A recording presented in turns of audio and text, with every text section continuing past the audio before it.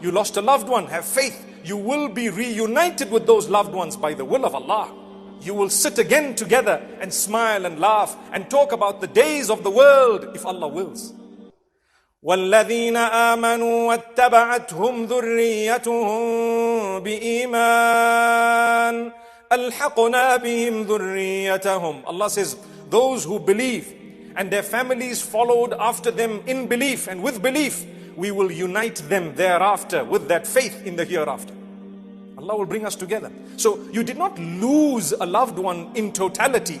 There was just a pause in communication between you for a while. When you go, you will be with them once again. And guess what? When you go, the others, you will wait for them to join you as well. Just like you waited for those who passed on from your family before you, they will wait, subhanallah, to join you. May Allah subhanahu wa ta'ala grant us goodness.